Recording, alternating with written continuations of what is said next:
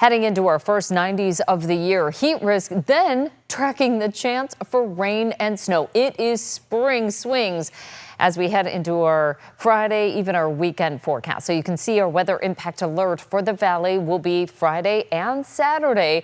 The impact being this early season heat. In fact, temperatures are running about 15 degrees above average. So the need to practice heat and water safety. That includes shade, hydration, and sunscreen, and being very aware that our waterways are running cold, fast, and high. We'll talk about some of the water temperatures as well. Now you can see our departures from normal are widespread throughout the state, running about 15 degrees above average, but then it's a quick swing back in the other direction, about 15 degrees cooler than normal as we head into the beginning of the next work week. So we're going to be tracking it all. ABC 10 Plus is where you want to download that free app to stay ahead of these weather changes. We've got not only these extended forecasts, but also weather explainers and climate and weather specials. That's on ABC 10 Plus. Again, download it for free wherever you stream on TV. All right, taking a look at our temperature trend over the past couple of days, we've seen a little bit of those very micro scale swings from 80s on Tuesday down into the 70s on Wednesday, back into the upper 80s there on Thursday. And now we're going to bump it up a few more degrees above that average high of 78. But then turn things back in the other direction by early next week. We'll focus first on the heat, and then we'll get into the chance of showers as well as the cooler weather.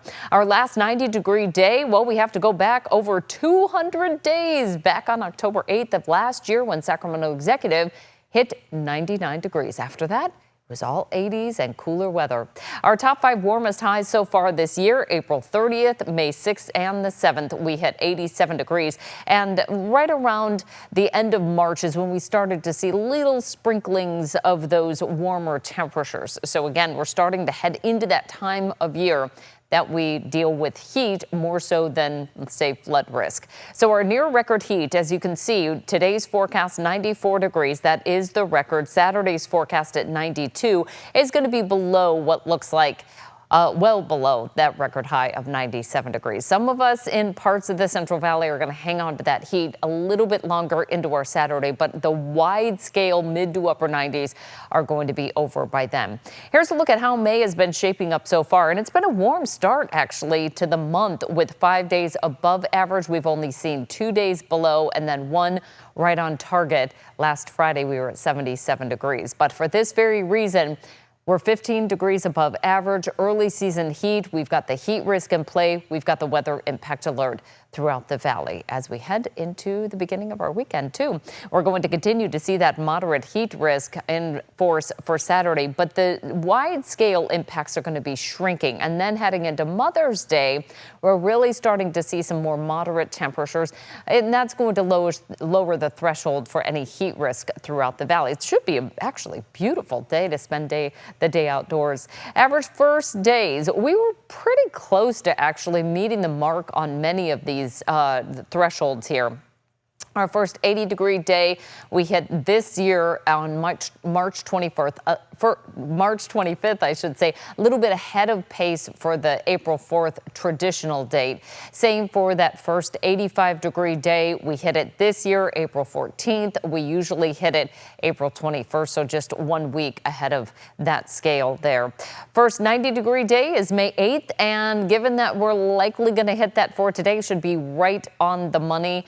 Our first 95-degree day, May 26th. I think we're going to be a little bit below that threshold for Sacramento Executive. Just I think it's going to take a little bit more warming of the atmosphere. But you'll see in the 10-day forecast, we're going to head back then in that direction before too long. First 100-degree day, oh, that's on everybody's mind. As soon as we get these little pulses of these mid to upper 90s, everybody starts thinking, oh boy, 100s are just around the corner, and that's June 11th.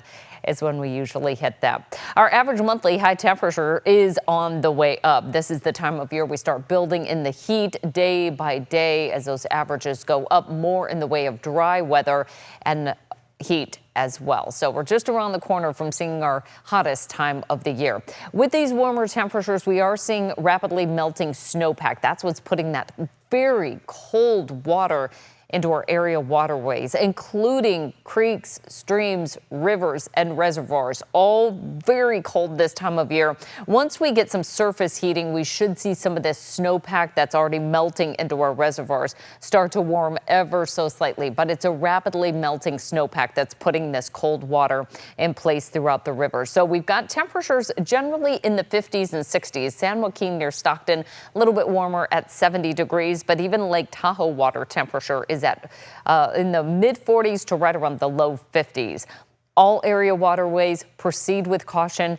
These types of temperatures, it's going to be difficult to breathe when that cold water hits you, and some folks begin to lose control of their breathing as well as muscle control. It's very difficult to respond to that water quickly.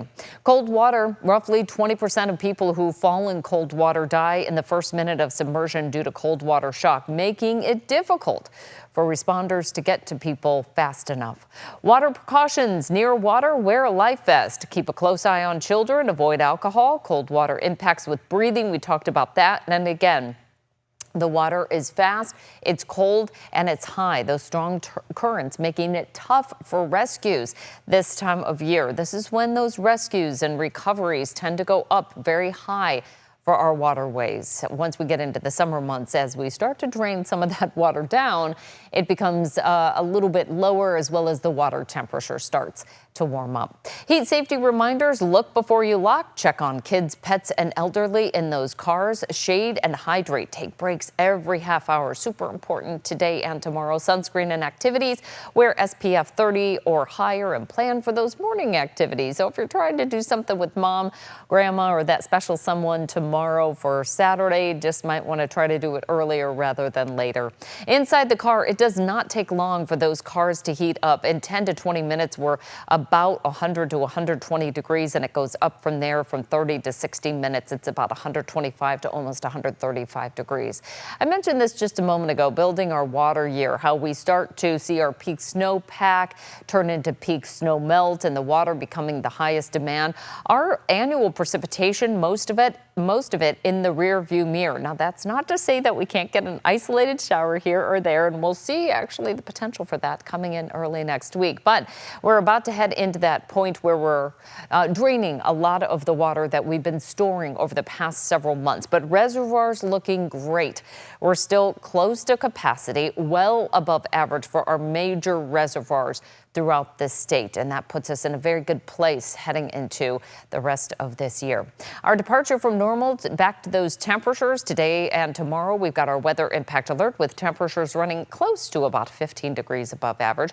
For Mother's Day, we're pretty close to average, about a degree behind, but then there's that Monday forecast where we drop to about 10 to almost 15 degrees cooler than average before we slowly start to climb back to near average. Wednesday will be our first day that we have an average high of 80 degrees, and we're right around the corner from that first 100-degree record in the books for the year. So we're right around the corner from when we start to really see those heat spikes coming into play. 8 to 14-day climate outlook. So we are going to have that little pulse of cooler air come in, and then we're likely warmer and likely drier as our likely wetter scenarios shifts off to the east, and we start to kind of be more mindful of water conservation and things of that nature. Mother's Day weekend forecast is looking fantastic. We've got a little bit of something for everyone in here. Saturday, we're on the warmer side, highs in the low 90s, but then for Mother's Day, it is going to be quite a bit cooler. Morning lows are going to be pretty status quo, mid 50s, but then those afternoon highs will be dramatically different. 90s on Saturday, 70s on Sunday. We'll see our high pressure ridge move off to the east here. This is our low that we're going to be tracking, and you can see the tail end of the precipitation dragging in to Northern California. So Monday, we have a slight chance of seeing a very light shower in the valley. But we actually have a decent chance of seeing some snow flurries in the Sierra, down to about 5,500, 6,000 feet.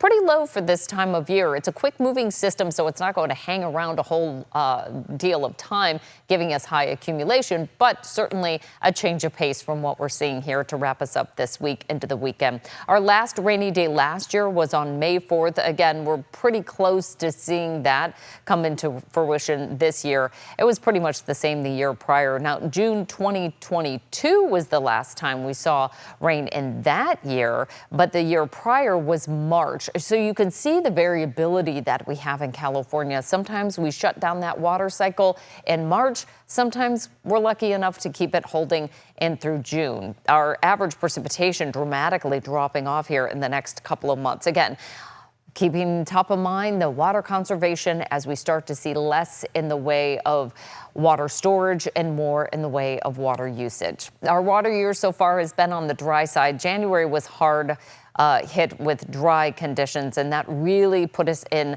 a deficit, which was hard to climb out of, given that March and April just didn't really see those big gains. February was great, but we just really couldn't catch up from what we lost in January. Our precipitation numbers, there's that line of demarcation, I-80 southward. It has been really hard hit with drier conditions, whereas the northern part of the state looking much better. So some folks are asking, well, if we saw a deficit this year, how come water storage is so good? It's because of the prior 2 years, we had pretty good precipitation, and the Sierra, accounting for a third of our water supply, hit its almost near average, if not slightly above average snowpack at that line when we start to see our peak snowpack turn into peak snow melt. That's what is helping to add that buffer for us. So in terms of our drought monitor, which was released yesterday, we really didn't see too much change. I will say the nice change that we did see was in the exceptional drought category. We saw that reduced ever so slightly down to about 0.10%, whereas last week it was closing in on almost 1% of the state. So we saw a little bit of sprinkles come through Southern California, and that just helped to dampen things a bit. Our drought outlook, it looks very likely drought will persist in Southern California and through parts of Central California. So the southern part of the state, the central part of the state, drought persisting. This time of year, I like to start to focus on our soil moisture because that starts to get dried out. When we have these little pulses of heat, folks start to think about the fire danger, and rightly so, given what we've seen over the past decade.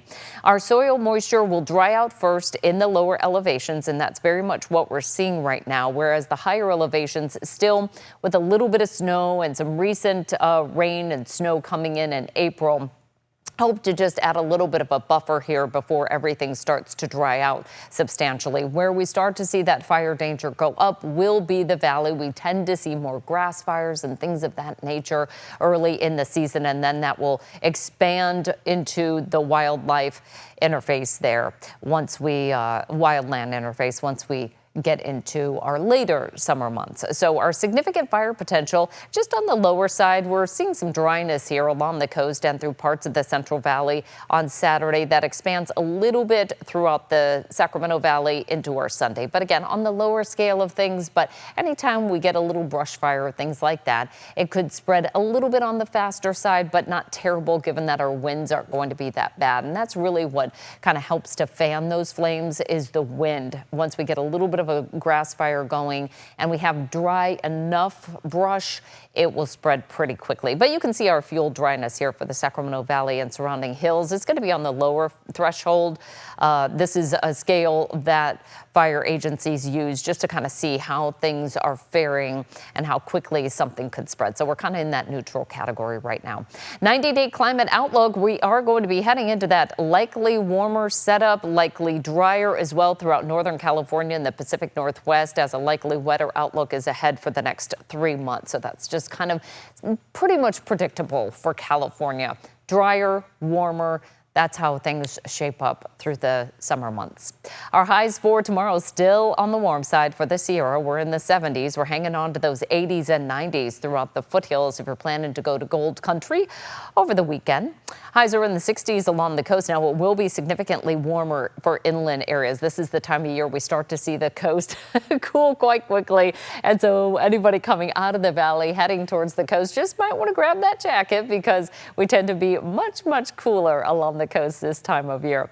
Our highs are in the 90s throughout the valley. And again, a couple of areas are just kind of flirting with the mid to upper 90s, including places like Calusa, Yuba City, as well as Turlock and Patterson at about 95 degrees. Our highs cool off. By next week, we bring in that chance of showers for the mountains after seeing highs in the 70s on Saturday. For the foothills, we're in the mid 80s.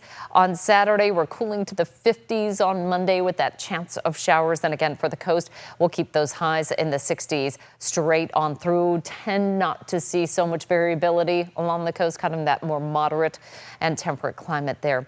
Our 3-day forecast, we've got highs in the 90s on Saturday with our weather impact alert, and then we're drawing in that chance for showers on Monday. Highs drop to the 60s, and then we're right back on the upward swing heading into the next weekend. We're back close to 90.